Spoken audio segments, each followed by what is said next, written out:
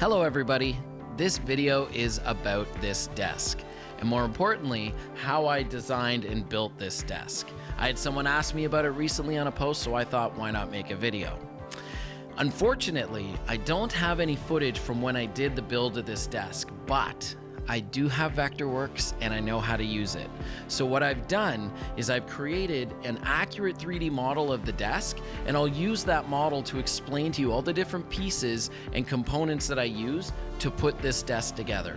So enjoy, and I hope you get inspired. Thank you.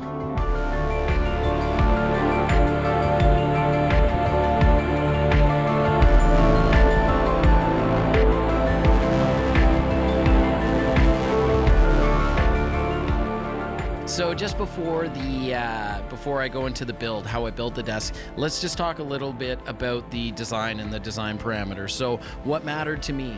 Having the console and all of those pieces of gear that I use most often, all in the same plane, in the same working area. Also, ergonomically, I wanted the desk at a certain height, so, you know, if you're working for long periods of time, you're not all cramped. Monitors, my monitors, I wanted the monitors at just the right height, so I was sitting in that sweet spot right around the tweeters. And then finally, the whole thing had to fit into the space that I had, right? So all of those things contributed to the design that you're about to see. Okay, so first part of this build was to figure out what I was going to put my desk on. What I ended up settling on were these racks from Yorkville, which is great because all I really had to do was remove the tops. So the great thing about these is they are very well built, which was important because I was going to be putting a lot of weight on these things, so I needed to know that they could handle that. So the only real challenge that using these racks posed was the fact that they were just a little too tall for what I needed. If I was to build the desk flush to the top of these things, so the bottom of the desk at the top of the racks, the desk would have been too high. So what I ended up having to do, and you're gonna see this as I get further into the build, is have the racks support the desk from the inside. This allowed me to get the desk to sit a couple inches lower than the top of those racks, and it just worked out great. It's a way more comfortable desk than it would have been if it was up so high.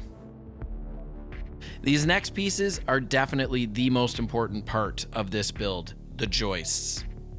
So to get this design, I pretty much matched the profile of the console that I'd be putting in the center of the desk, which for me was the Toft ATB 24. So this length here, that's measured out to the length of my console from the bottom of the faders up to where the meter bridge is. Meter bridge would go into this area here, and then the length at the back here, that was determined by just my studio monitors and my computer monitor. So I think I went with 13 inches here because I needed that kind of depth, you know, to be able to support all of that stuff. Now the spacing left to right on this desk, again, that's determined by my console, how wide the console was. I wanted it to fit snugly between the joists, and then beside that I've got my rack here, so I'll be able to put the gear in the rack with the rack ears that are already there, and then also mount rack ears to the joists and run gear up beside my console, which was important to me. That was the whole point of this desk, was to be able to have everything all in one working plane. So that's how I came up with that. And then finally, if you look at the side of the joist, you'll see the cutouts. So that's how I was able to lower the desk on top of the racks. I just did a bit of a cutout there, which allowed me to come down a couple inches and just get it at an ideal height. So another thing I should mention about these joists, I ended up getting these cut at a CNC factory here in Ottawa. I sent them some technical drawings of the pieces, and I got them back factory cut. It's all MDF, 3/4 inch, you know, it's super sturdy, and I think I definitely am glad I went that way, because I have a feeling I would have botched this pretty good. That's just me if I had tried and done this with a jigsaw. So next part would be the bottom plate. So again, it's a 3/4 inch MDF. I cut holes out so I could slide it around the racks, and then it secures to the joists from underneath. Really, the bottom plate is there to fill in the bottom, of course, and also support the console. So the console is actually sitting on that bottom plate, and then I use some shims if I needed just to kind of pitch the console up and down. So next couple pieces, we start with just the outer joists, and then from there, the speaker plate. So the reason I went past the racks, if you're curious, it was really just to accommodate what I needed on the speaker plate. So I needed a little more length so I could have my 2 sets of monitors and my 24-inch computer monitors as well. So another thing to note, the speaker plate, I never ended up securing this to the desk. It's not screwed in anywhere. I have some L brackets just on the insides here to keep the thing from sliding around, but I wanted to be able to remove it and put it back on easily. So what I ended up doing is running this brace across the back because I wanted to keep the desk rigid. So that's secured to the joist to help keep the desk rigid, but the speaker plate is not secured so I could remove it easily. Okay, so let's talk about the armrest or the nose. So this, at first I was kind of scratching my head with how I was going to do this, and it actually turned out to be fairly easy to build. So what I ended up doing is I ended up ripping a couple 8-foot lengths of I think it was MDF that I used. I mean, you could probably use pine to do something like this too. And I did it on a table saw, and I just tapered it in with the blade. So I did the top piece. Those are 2 30-degree cuts on each side. So I got the length or the depth that I wanted, set the blade at like 30 degrees, and then ripped across that way to get that angle. And then the bottom piece, those are 45-degree angles. And when I was designing the joists, I had already kind of figured out how I was going to do this part. But yeah, you can see that kind of gives the shape for the nose and the armrest. And then I just got some foam padding, stapled it all around, and some black pleather that I got from a fabric shop, and then stapled that to it.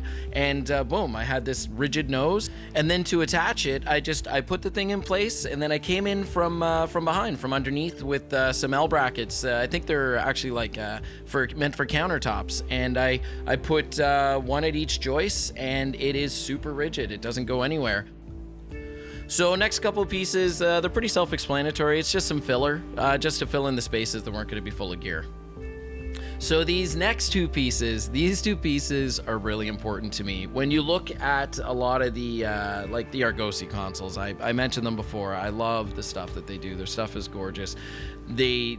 You can get this option to put these like beautiful like rosewood or zebra wood caps on the end of your desk, and I just think it makes it look so pro. So for me, it was super simple. I just did it with pine. I just cut the shape that I wanted, made it a little larger than the side profile of the desk, sanded it down nice and smooth, stained it with a stain that was pretty similar to what was going on my Toft, and then just put a whole bunch of lacquer on it to give it a nice shine. And yeah, it's just a nice little accent piece that kind of made it feel a little more pro. Hi there. I just figured at this point in the video I should probably mention, you may have noticed that all the MDF on my console is actually laminated. So my brother, he builds kitchen cabinets, and I went to his shop once I had all these pieces cut and I knew how the thing was going to go together, and he laminated the MDF for me just to give it a more finished look. This is a dark wood grain masonite thing. I don't know what the terminology is. Anyways, that's how I did that.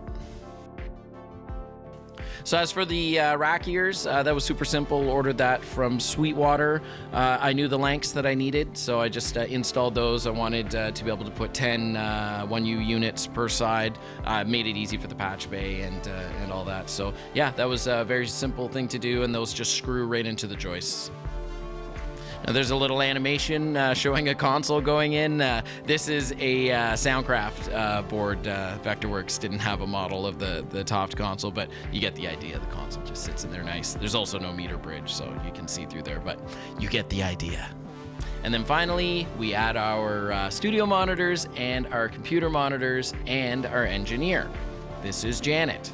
Janet loves her new desk.